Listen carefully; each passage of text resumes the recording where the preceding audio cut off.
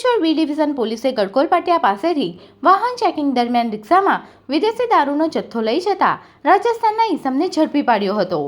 Ankleshwar B division police મથકનો staff મધરાત્રે ગડકોલ પાટિયા પાસે વાહન ચેકિંગમાં હતો.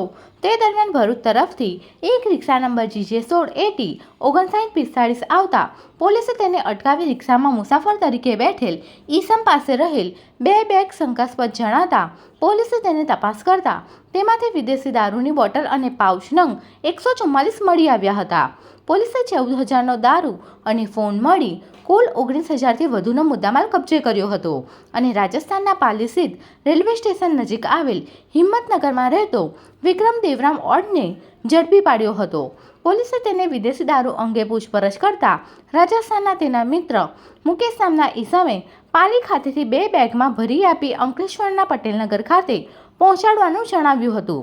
પોલીસે મુકેશને વોન્ટેડ જાહેર કરી વધુ તપાસ હાથ ધરી છે. પોલીસ સૂત્રો પાસેથી આ માહિતી આજે 11 કલાકે સામે આવી હતી. Subscribe now and press the bell icon. Never miss an update.